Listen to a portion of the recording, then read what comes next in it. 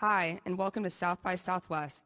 I'm thrilled to introduce the featured session, Live from Space, NASA Astronauts in Your Work in Orbit. Please welcome to the stage Leah Cheshire, Jennifer Buckley, and Kristen Fobb.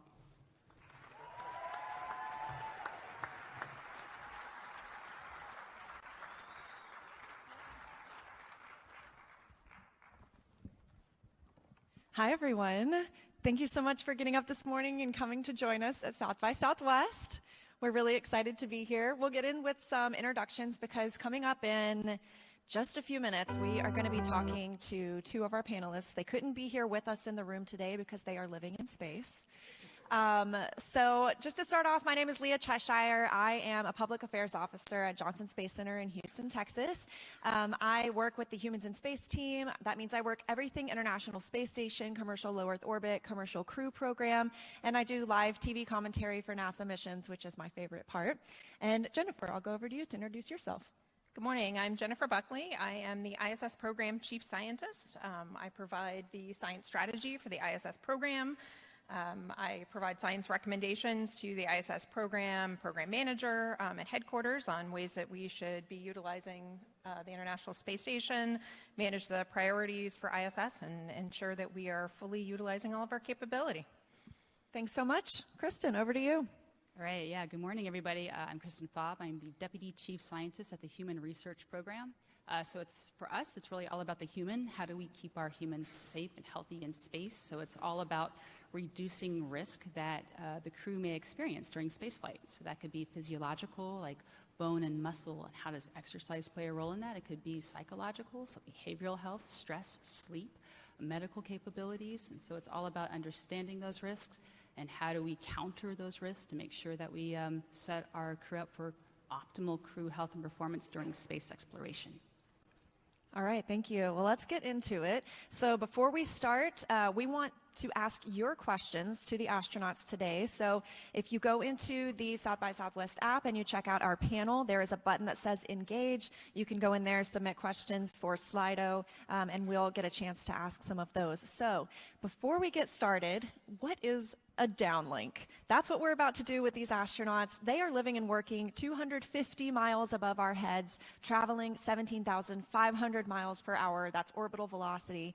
And this is how we communicate with our crew members. So they do these downlinks either with schools or events like this, but we also remain in contact with the astronauts pretty much at all times, with some exceptions for satellite handovers, so that our researchers on the ground can communicate with them when they are running some experiments. Do either of you want to talk a little bit about that? Sure, I can talk a little bit about that. So we'll talk probably in a few minutes about the types of science that the crew's doing right now.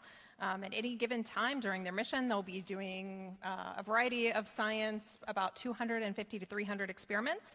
And so, as you can imagine, those are pretty labor-intensive. The crew often has their hands in a glove box. You'll see some of their workspaces here in a few moments.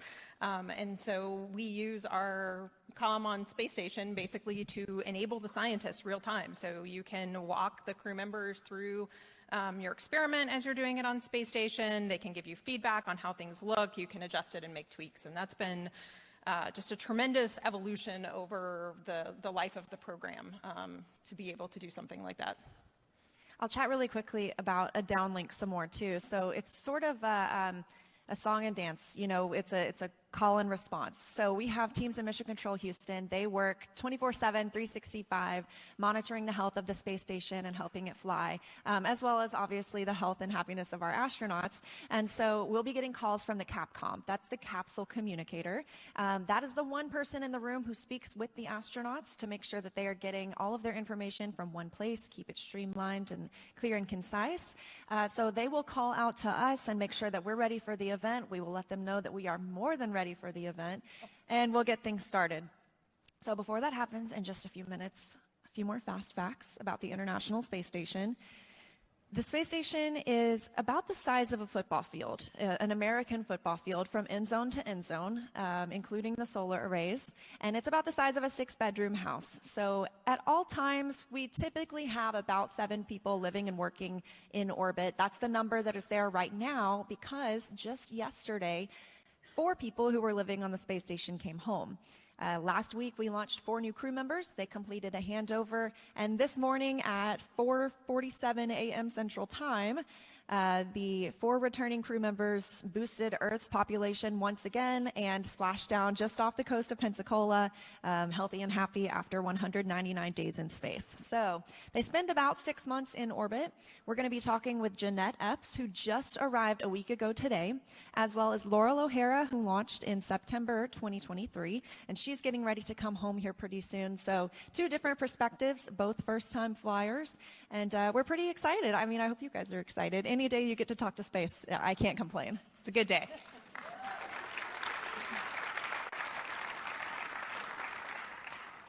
All right, so we should be getting that call from them in just seriously seconds now. But anything else anybody wanted to share about the International Space Station, about our work in orbit? Actually, I'm really excited. You were just mentioning the swap off, so we were talking about Crew 8. So we're really excited because we have some new countermeasures, and so we're thinking about space motion sickness. We're actually going to be testing how we can reduce space motion sickness, which is a big deal for some of our crews. So we're really excited to test some of these out. It's really because of the International Space Station that we can understand what's happening, these changes that really help us to come up with how do we get them so they're not feeling so woozy. And I'm seeing our astronauts, so I think we're about to get started. I'm going to stand by for those calls for Mission Control Houston.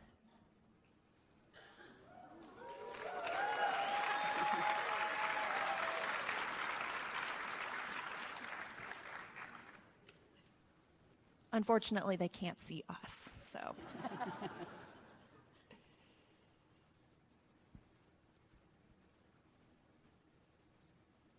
We can hear you, though. We have you loud and clear. Hi, Laurel. Hi, Jeanette. Thank you so much for joining us today, and welcome to South by Southwest. All right. Well, to get us started, Laurel, you've been up there for 6 months now. And Jeanette, you just arrived last week. How's it been for both of you getting started here? Well, it's funny. We're on opposite ends of our mission. And for me, it's just been an amazing 6 months up here. It's been especially fun having Crew 8 get here and get to relive my first couple weeks through their eyes on space station. Just, getting to do all the things we've been training to do for so many years, see space station in real life, see Earth from the cupola. It's just a bunch of amazing days and inspiring moments up here. And then I'll let Jeanette chime in as well. Well, I have to agree. It has been amazing to finally see this after so many years. And it has been a very big learning curve, learning how to move in space. Laurel's so calm up, every now and then you'll see me do that because I'm still getting used to how to operate in a zero-G environment. But it is a wonderful thing to see the Earth from this vantage point, to see the space station, to do the work that we've trained our whole lives to do. Awesome. Well, just to dive in, we have some questions here from the audience in the room. We'll start with this one. How has your perspective on our planet changed since you've been in space?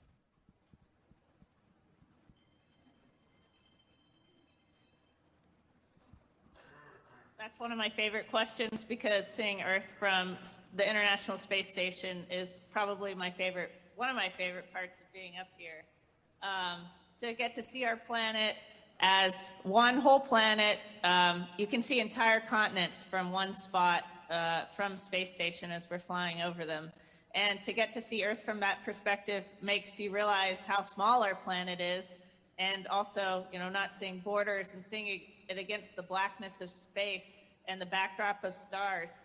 It's just amazing, and it makes you realize what a special and unique place we have on planet Earth, and how much more we have in common with each other than we have differences. Thanks, Laurel. You're getting a round of applause in the room. I think we all echo that. All right, next question. we have a lot of people here who are tech developers, entrepreneurs, and they want to know, considering all the teamwork, discipline, focus, and the other abilities required to be an astronaut, what can entrepreneurs learn from your experiences?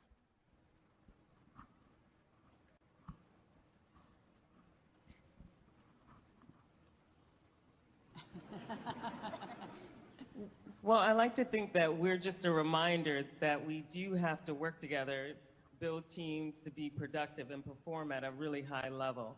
And so for tech giants and entrepreneurs out there, the projects that you work on, how to be inclusive, how to cultivate an environment where teams can work effectively together, those are some of the things that we also work on here.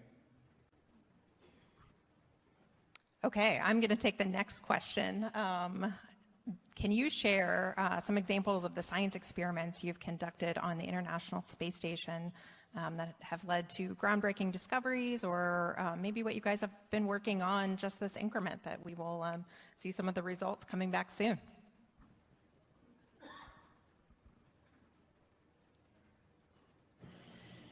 Yeah, it's been super fun up here getting to work on a wide array of science, everything from life sciences to material sciences, combustion experiments. We get to do a little bit of everything every day. Some of the stuff that we've had going on this week is an experiment called Flawless Space Fibers, where we are producing a higher quality optical fiber than we can on Earth, looking at the materials and processes for that production. And then Jeanette's actually been working yesterday and today on an experiment called SIR, which is a combustion experiment. And they study all sorts of different things. Right now, they're looking at different fire extinguishing techniques for the Orion capsule. So different ways to put out flames in some of our exploration vehicles. So those are just two examples of the kind of work that we get to do up here. Actually, I'm loving this question. So this question is, my 13-year-old daughter asks, if you could upgrade your living and work spaces, what would you add? She would love to be a lunar architect in the future.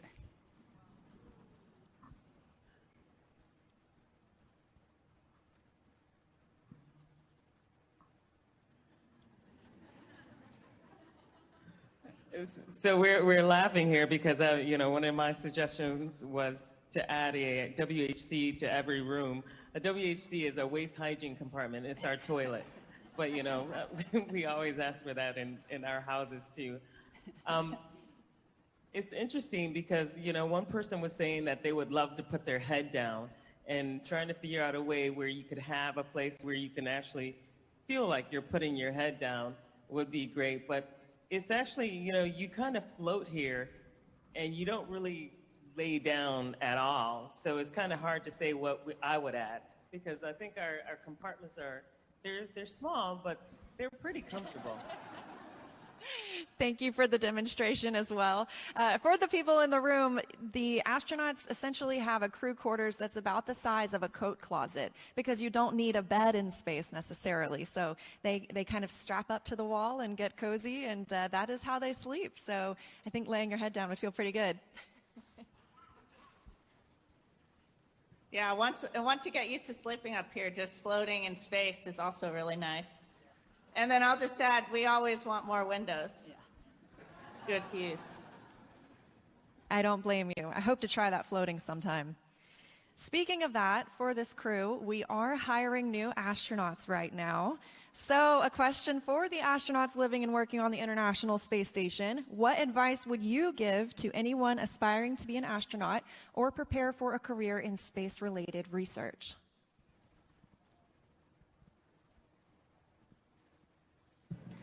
The first thing I would say is to follow your passions and interests.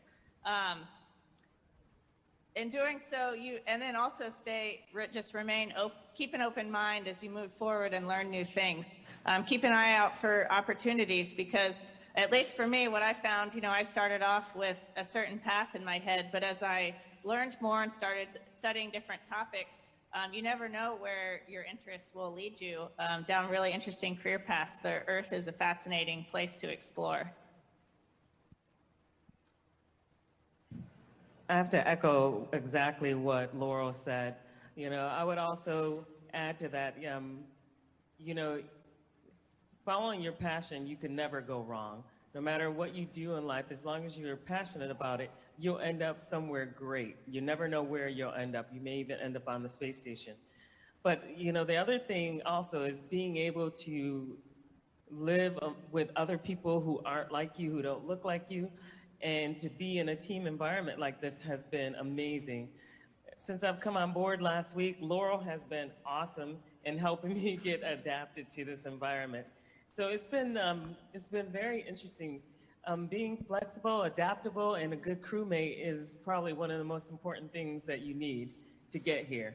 But also, you have to have a technical background. But I think having that mentality where you're going to be a good crewmate and you're going to help your crewmate adapt whatever they need and try to like reciprocate that, I think is very important in this kind of environment. All right, next question. Another one from the audience here. Is there a major challenge that you have had so far while in space?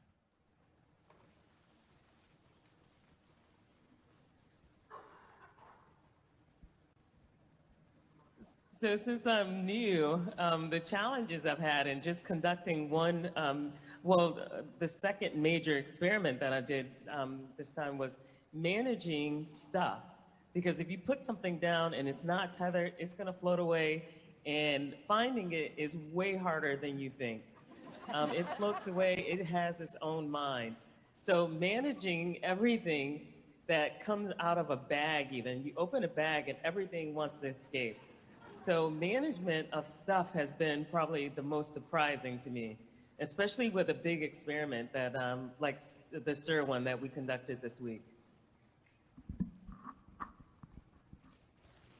And yeah, we were talking earlier about this. One of the fascinating things about being up here is how quickly our brains adapt to the microgravity environment. So, you know, in the first couple weeks, microgravity is a challenge that you have to overcome. It's something that that's working against you. But the longer you stay up here, it becomes something that helps you out. So in the first couple weeks I was here, like Jeanette's describing, you're kind of working in spite of it, and now it's a tool that I use, floating something next to me, or taking advantage of the fact that we can spring and be on any surface at any moment.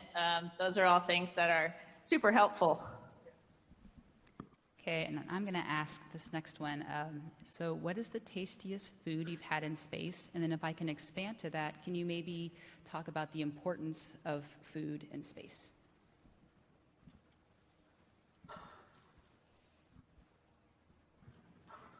Yeah, I think food is something that's always important to people.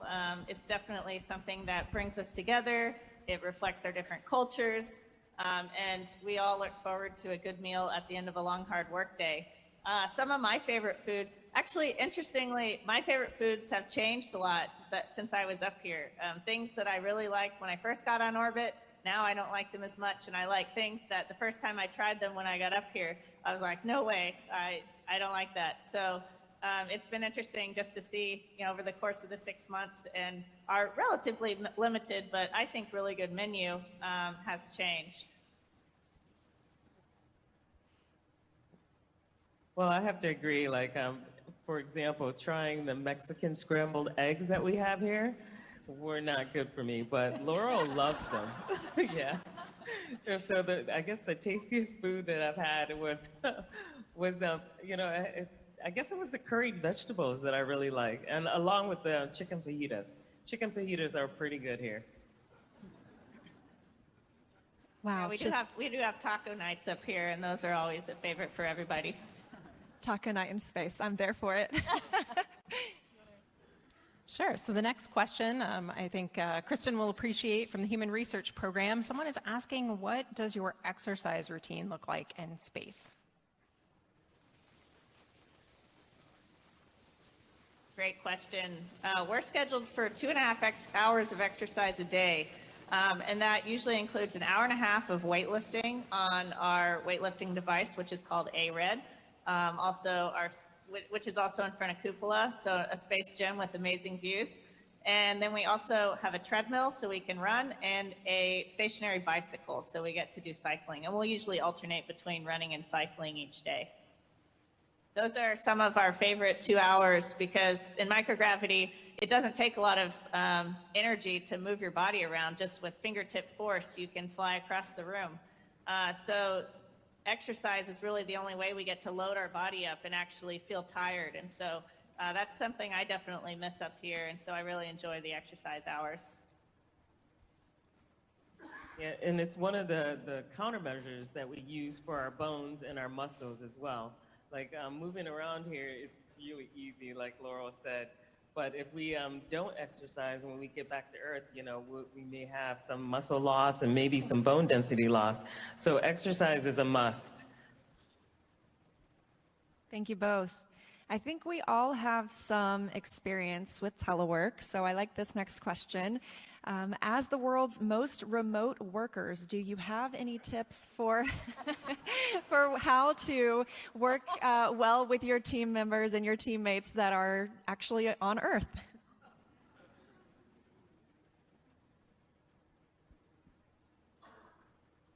Definitely, Space Station is an excellent platform for that, like you mentioned. And I think, kind of like Jeanette was saying earlier, just keeping an eye out for each other and helping each other out when you can. Like, for example, up here, when we get close to the end of a day, if someone's finished with their tasks a little early, they go and check with everybody and see if anyone needs help with theirs. Even something as simple as putting in dinner for one of their crewmates who's still working, that's really helpful. And then along the same lines, being able to take care of yourself. So make sure you're getting enough rest and personal time so that you can be focused and present for your team when they need you to be. Yeah, and even to the point of like, we have one toilet, one WHC, being the courteous one, making sure you're not the one to like, leave the toilet up like on Earth or something bad.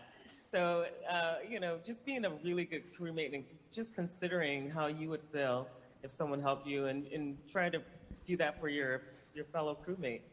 I'll tell you that Laurel has been extremely helpful in getting me through this week and a lot of little things that, sometimes you don't think matter, but it goes a long way. So you guys have talked a lot about teamwork and working together. How do you celebrate things in space? So how do you celebrate holidays or maybe have that time together as a crew?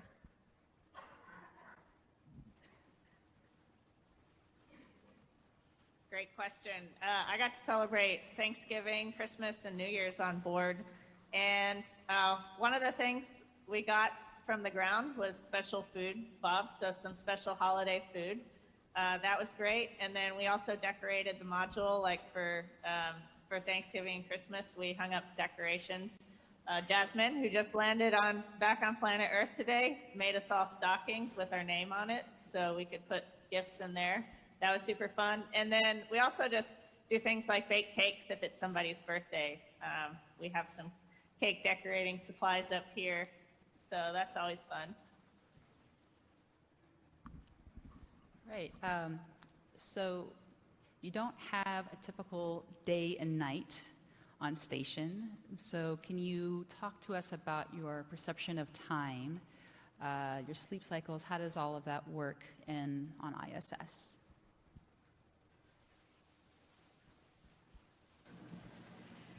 Time, to me, has been really funny on Space Station.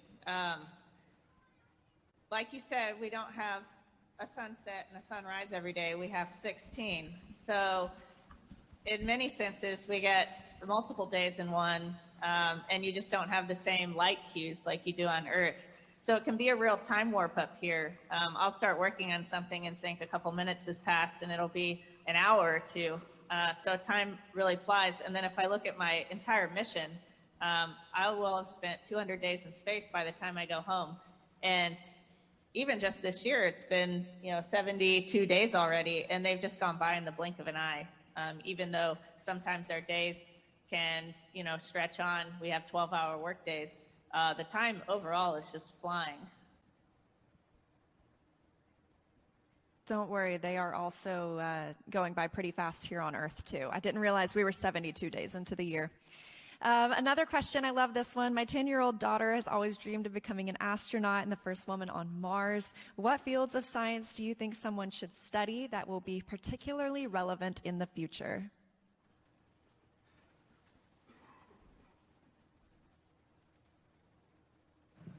Well, it's interesting. I think Laurel alluded to following your passions earlier, and I have to agree. As long as you're in a technical field, I think the requirements now say you have to be in a technical field. I'm aerospace, and Laurel's? Also aerospace. We're you're marine biology. Well, but she's done so many different things outside of aerospace as well, and so it's kind of interesting. You can be aerospace, biology. We have geologists. We have fighter pilots who are also electrical engineers. We have medical doctors. So there's many different paths you can take. I would say pick your passion and follow it. And I'll just add, for exploration in general and NASA's mission, it really takes a wide variety of people to support that. So beyond just being an astronaut, you have photographers, you have people and flight directors. Flight directors, flight controllers. We have publicists. We have graphic artists. We have, of course, a broad human resources support. So pretty much any job that people are doing in a small town, people are doing at NASA. And so if you want to be involved in exploration, there's a lot of different ways to do that. Thank you both so much. I know that we are running out of time with you two today. We'll let you get back to your hard work aboard the space station. So thank you again, Jeanette. We can't wait to see everything you do over the next 6 months. And Laurel, we can't wait to welcome you home to Earth in just a few weeks. Thank you so much for the questions. We're super excited to be there today. Station, this is Houston ACR. Thank you. That concludes the event.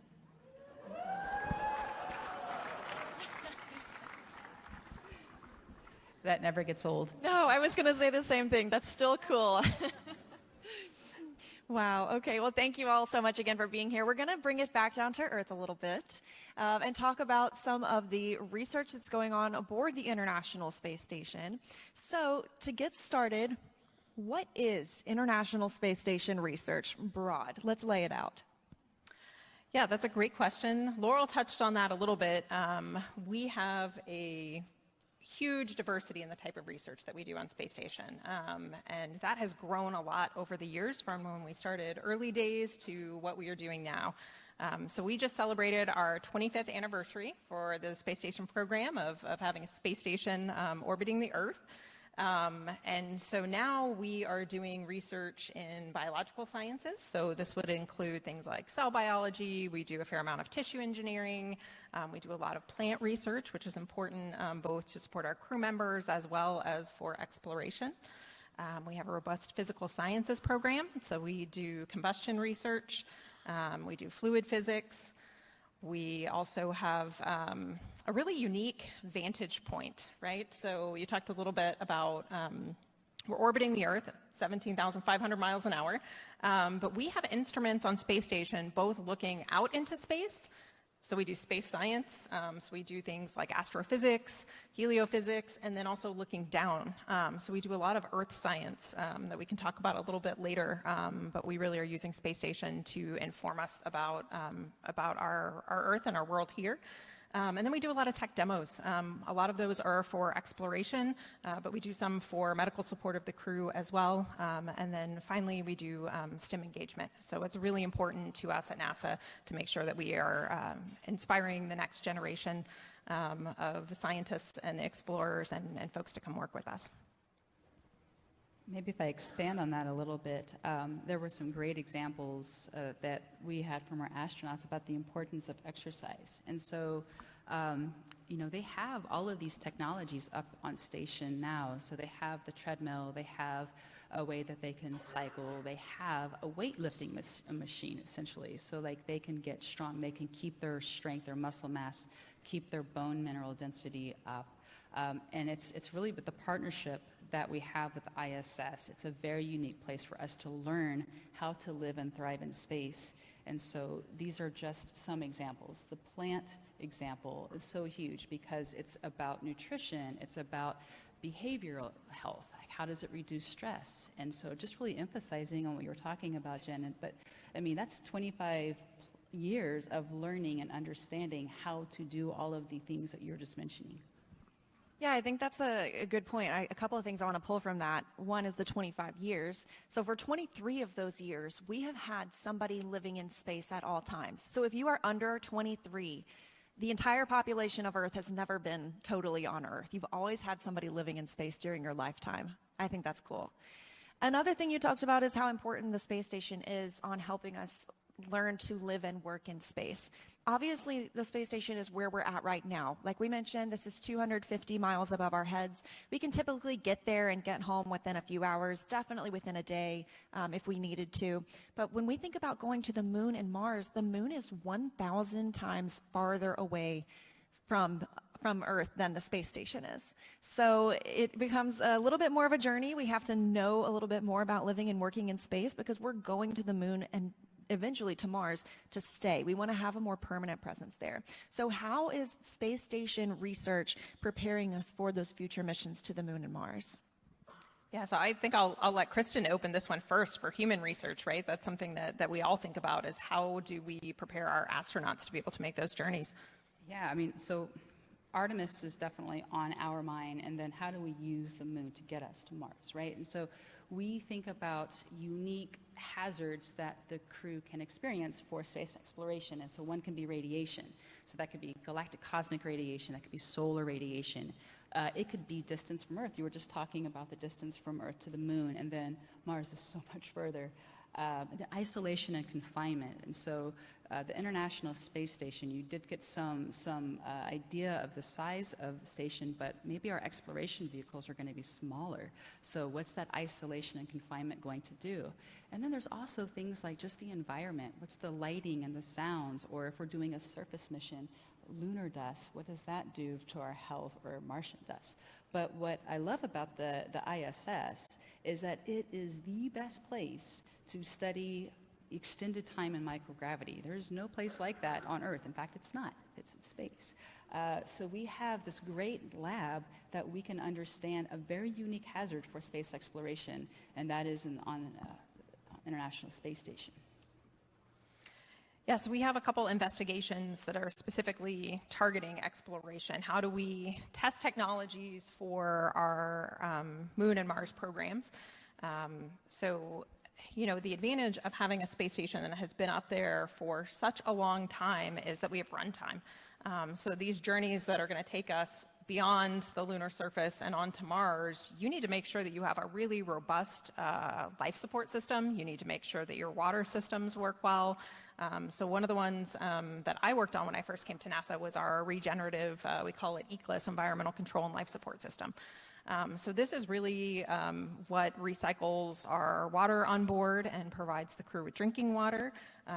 That water then turns into, we split the water, right? And that oxygen gets pumped back into the cabin. So that's the air that the crew members breathe.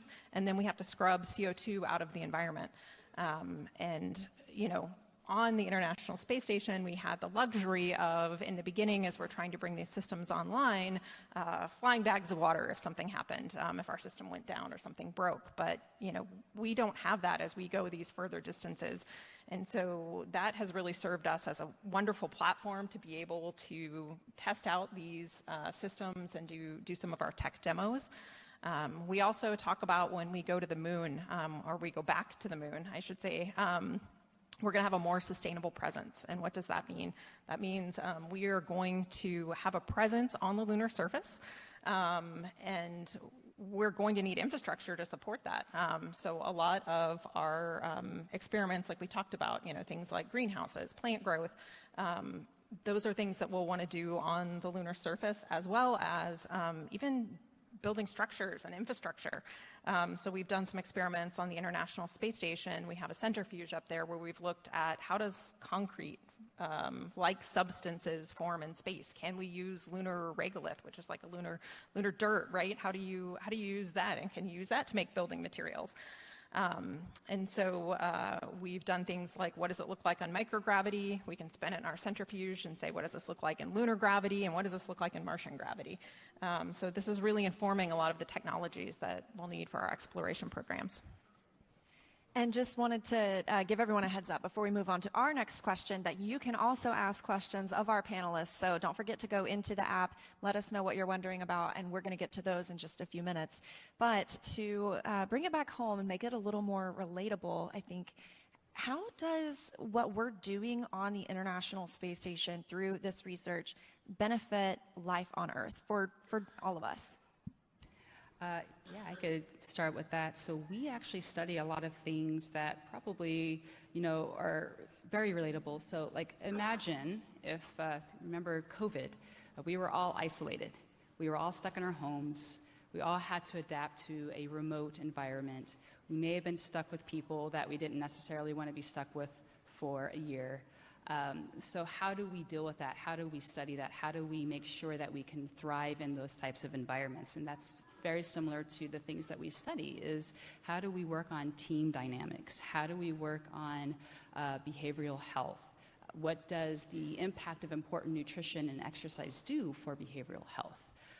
We study things like cancer. So again, I mentioned earlier, something like radiation. So we want to understand long-term effects.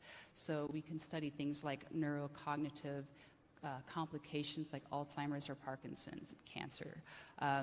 Jen mentioned earlier medical technologies, and so we think about our tech demos, and so we want to be able to do a lot of our blood analysis or trying to take samples and do analysis right there on the spot. So if we have the ability to do that in space, then we can perhaps have the ability to do this anywhere on Earth, particularly in populations where maybe it's harder to get medical health care to them. Yeah, I think some of those biomedical examples kind of come to mind first when we talk about things like that. Science and biology works very different in microgravity, right? And we can use that to our advantage. So 3D structures form more readily. So you can do things like protein crystal growth. So those are proteins that are really hard for scientists to recreate the structures here on Earth because you're fighting against gravity. That's been hugely successful in the pharmaceutical industry for the International Space Station. So we have been able to support investigations for advances of things like a drug that's in clinical trials now for Duchenne's muscular dystrophy. We also had some early work on being able to take the chemotherapy drug or cancer drug Keytruda and help make that protein in a way that patients could receive it as an injection to make it easier for people to take. We do a lot of organoid type research, and we even have a 3D bioprinter on board. So this helps us have insight into creating models that we can potentially use on the ground, but also use in space. So Jeanette's going to be working on an experiment where we're looking at brain organoids in space and testing different therapeutics for neurodegenerative diseases. And obviously those things are much easier to do when you're not fighting against gravity and you have these 3D structures more like what you would have in the human body. I talked a little bit about some of our external instruments that are looking down on the Earth. I'm very passionate about kind of the suite of instruments because I think it's a really great perspective that we have. We have instruments that work together. So we have EcoStress, which looks at plant temperatures and can tell us how global warming is impacting plants and tropical forest canopies here on Earth. We have JEDI, which then also looks at that growth and how plants are performing, how the tree canopy is forming. And then we have OCO3, which is our orbiting carbon observatory. So that looks at what's happening in the carbon cycle here on Earth too. And so I think the really unique thing about the International Space Station and low Earth platforms with this capability in general is this is the only place that all of these instruments can work together. You can put each individual one on a satellite, But the International Space Station passes over 95% of the Earth's inhabited surfaces. So now you stack these all on the same platform, on the same orbit, where they have power, they have data, they have thermal cooling, and you can really get a powerful picture of what's happening globally, and that can inform a lot of our policy decisions and help us decide what we want to do going forward. For me, I'm passionate about NASA spin-offs, which is an entirely separate thing. So the work has been done, and then people on Earth can take it and say, how can we use this to advance something else? And that could be a product, and I think those are fascinating. So you can really search anything on the spin-off website. I've tested it, and it seems that there has been something that they've used NASA research for to improve products or processes here on Earth. Yeah, can we talk about the colloid work Please, that's informed talk that? about it. Yeah, so that one's really cool. We had an experiment called ACE, which was looking at colloids. So we don't have sedimentation in microgravity, right? So things that are in suspension don't sink to the bottom. So they were looking at colloids, these particles that are suspended in fluids in microgravity to figure out how you can improve things for medication or even like household products, right? How do you improve the shelf stability of these types of solutions? And Procter & Gamble actually has 3 patents now off of work that they've done on the space station looking at these types of things. That's a great example, Leah. I love it. All right, we're going to get into some questions from our friends in the audience. Let's see.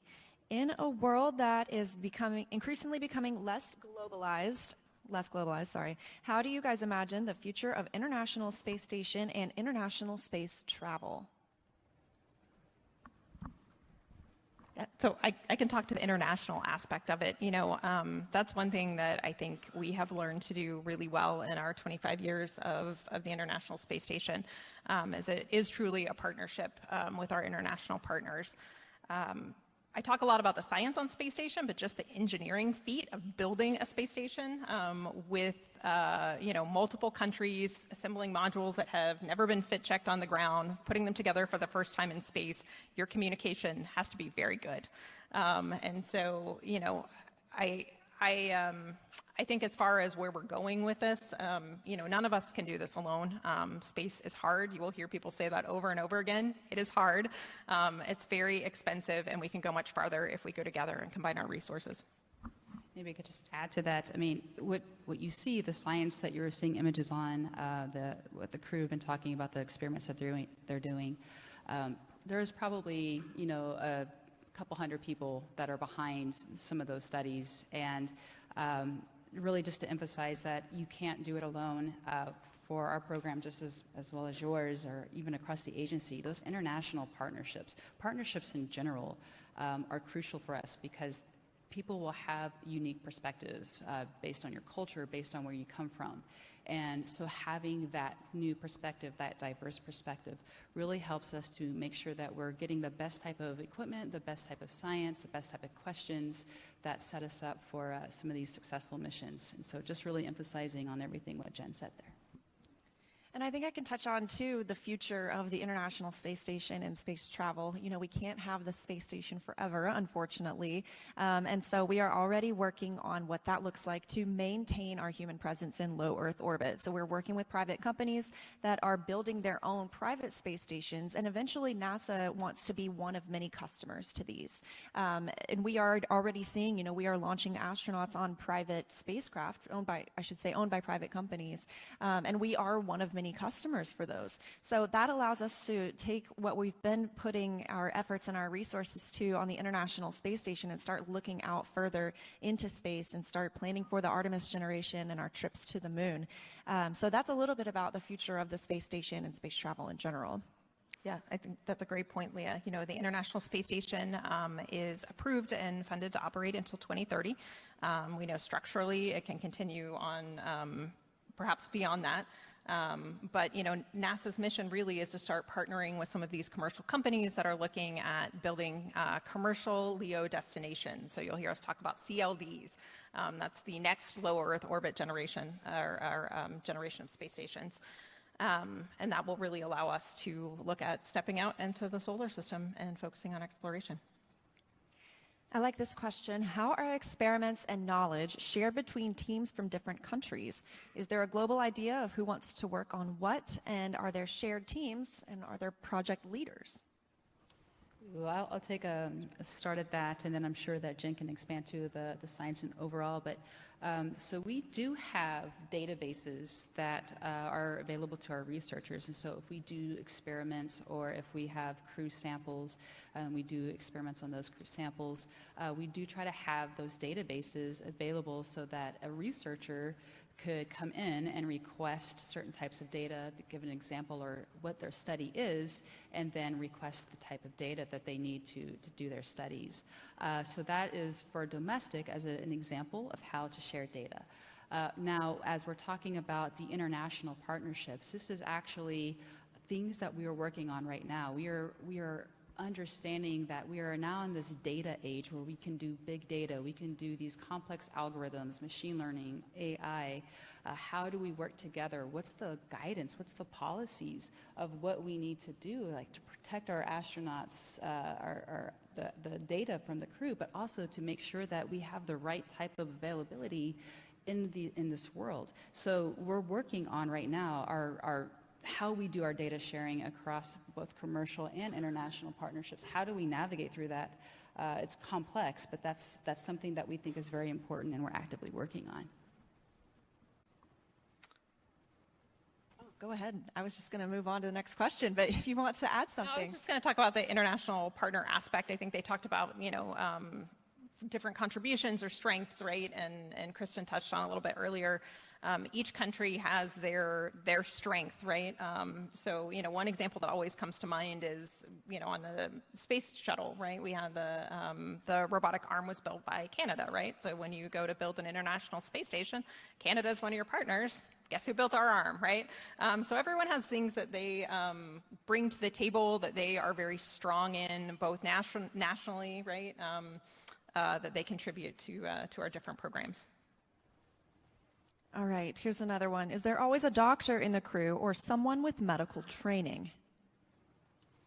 So we have, it depends on the crew, right? But we also have what we call flight doctors, so that each crew member will have assigned a flight doc, is what we call them, and they work with the crew on all medical conditions or needs or questions that they may have.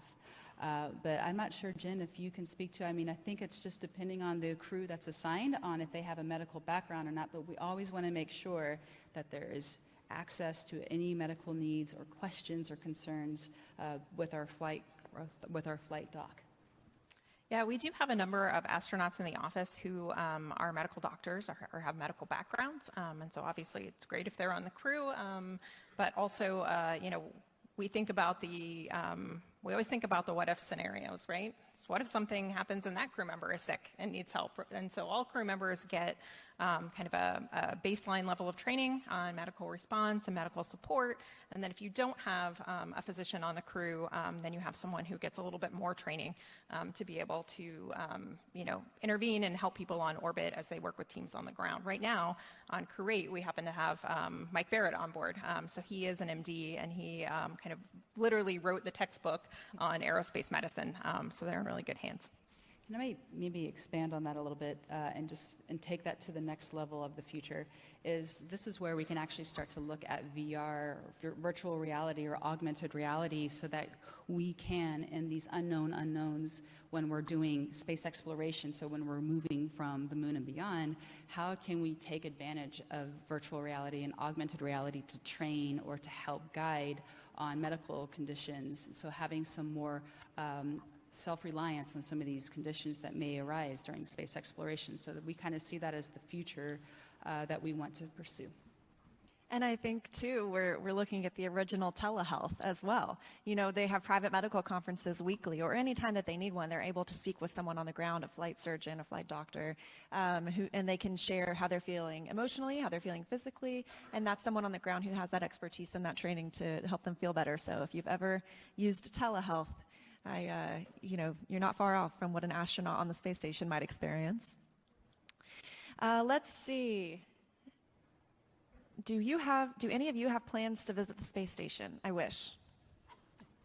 anytime they want to offer, I'll go. I think I have to save up some money to do one of the private astronaut missions. Yeah. It's a little. If anyone wants to fund me, I will go. Okay, let's see. The ISS is a scientific lab. How do researchers ensure the scientific experiments conducted in microgravity can be translated and have a positive impact back on Earth? I mean, yeah, I could take an example, take a stab at that. So yes, so when we do the flight studies on station, like we find this to be very important. They actually help us to plan for those future missions. But as we were talking about earlier, and like how does our research come back to how does it help on Earth? So we have a team of scientists that plan for these. We have a team of people that implement the research on ISS. We work with our colleagues across the agency. We work with our ISS program peers to make sure that we are integrated and that we can perform our science. And if we have troubleshooting, if we need to if there's a glitch or a problem in the study, that we have a team to support to ensure that we get the science that we need. But again, just to emphasize, a lot of the studies that we do, we think have on-Earth applications like behavioral health, like how do you deal with team dynamics. And so the studies that we do, we'll publish on and say, here's the impact, here's what we're learning on station, here's where we're learning on these isolation analogs across the planet and how this can hopefully be applied and translated into everybody's daily lives. Yeah, and the research that we do on space station isn't just for space. So the International Space Station is a national lab. So you'll hear us talk about the ISS National Lab. What this means is that Congress designated the International Space Station as a lab. So starting in 2005, it is a national lab. So it means 50% of resources on the International Space Station are open to the American public for basically non-NASA use. So there is CASIS, the Center for Advancement of Science in Space, or you can find them on ISS National Lab. So if you have ideas of research that can improve life here on Earth, but needs microgravity to do your research, it is open to the American public to come do so. All right, next question. How does the partnership with private entities like SpaceX, how has the partnership with private entities like SpaceX helped space missions? It's a game changer. It's opened up opportunities. First of all, just being able to launch on U.S. soil again and being able to have a higher cadence of crew that can go to the International Space Station and do the type of research that we need to understand what are the risks, what are the hazards for space exploration. It's disruptive. It's a game changer. And not only just SpaceX, we actually have a whole group of people that are focused on those commercial partnerships within our program on what's the future look like for CLDs, as Jim was saying. And so some of these partners that are going to have these low Earth orbit stations that we will continue to do our studies on, it's going to be critical for us. Also, what are our private astronaut missions looking like? What experiences are these private astronauts experiencing? They don't go through the type of astronaut training that our crew do. So what's the behavioral concept of that? How are they feeling? What's the physiological changes? Can we understand from our commercial partners that experience? That, again, just a game changer for us. Yeah, I think it's really expanded the accessibility of space. So, NASA, instead of being focused on transportation to and from low Earth orbit, we can focus on building vehicles for exploration. And, SpaceX is one of the companies, right, coming online soon. We'll have Boeing as well that will be taking astronauts back and forth to the space station. Northrop Grumman provides cargo services.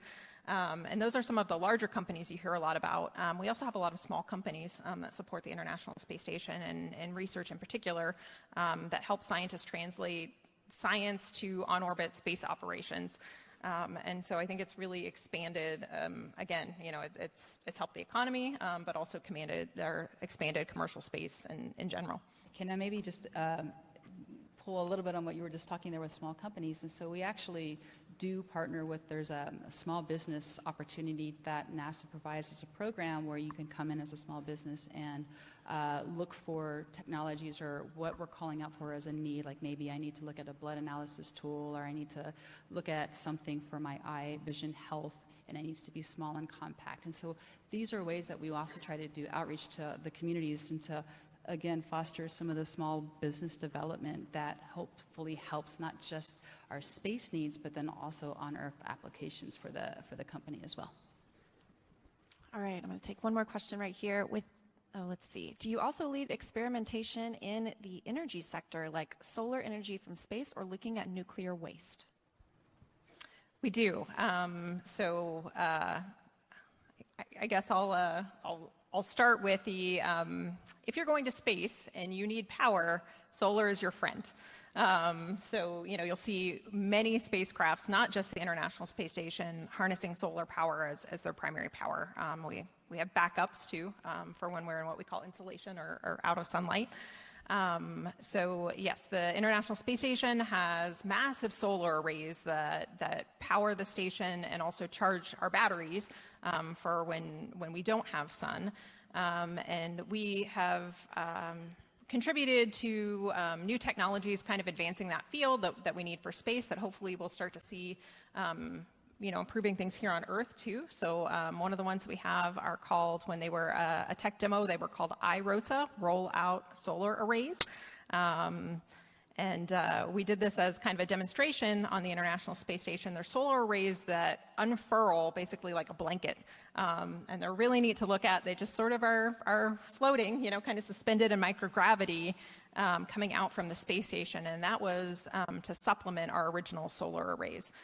Those worked so well as a tech demo that as a program we have adopted them. So now we dropped the investigational I, and we call them our ROSA, rollout solar arrays. And so we're replacing and kind of upgrading our power systems on space station based on that. We also, next week, are launching SpaceX 30 mission. So this is a cargo flight packed full of science. And we have an investigation on that flight, which is looking at basically improving solar cells. So this is one of our EPS-Core investigations coming out of the educational department, and it's from a university. So we're looking forward to seeing how that research comes out. I love what Jen is highlighting here because it's also about material science and moving material science forward too. And so all of these examples that you've just listed, Jen, like this is another way of moving really moving the needle forward for material science, so that you can do these types of things on Earth as well. So thanks for that example. I think it was a really cool one. Yeah, we didn't talk much about material science, but if you really want to test out the robustness of your materials, putting it in space where it's exposed to extreme temperatures, atomic oxygen, as well as micrometeoroid debris, you basically get these debris hits on the surface, are a really good way, both on small and large scale, to test out how robust your materials are. So we have talked a lot about a lot of different types of research today, a lot of different opportunities. So I want to bring it all home and ask, how can someone who's interested get their research or their work and work with the space station? So from our human research program, that we do solicit for grants. And so if you're a scientist, if you're a researcher, just look, and we have grant opportunities where you can apply for a grant. We also, again, I mentioned earlier, we partner with the SBIR program at NASA, and SBIR is really about small businesses, technologies. We also have what we call ground analogs, and these ground analogs actually will mimic a component of spaceflight. And so if you think about Antarctica and isolation and confinement as an example of a ground analog, and so sometimes, and I think right now we even have open calls for recruitment for ground analogs. And so if you want to experience components of what it's like to be in space or be an astronaut, that's a great opportunity. We also partner with something called TRISH. It's a Translational Research Institute out at Baylor College of Medicine. They do a lot of kind of disruptive, outside-the-box thinking on technologies and research as well. And so they will also have solicitations for science and technology development too. And on the NASA side, we have a basically announcement of opportunities or a kind of centralized repository of where you can submit grants for NASA-funded research. So we'll leave you guys with a QR code at the end that has a link to that. We love acronyms, so it's called INSPIRES. We also have the ISS National Lab, which I mentioned earlier, which is open not just through the NASA funding and kind of NASA pathway, but to give everyone in the United States an opportunity to fly research in space. I think we have a QR code that'll come up soon that'll have a link to a lot of these different places if you're interested in working with us. And of course, if you just want to learn more about NASA and get more engaged with NASA in general, we are all over social media, and it's amazing content. And you can actually see the International Space Station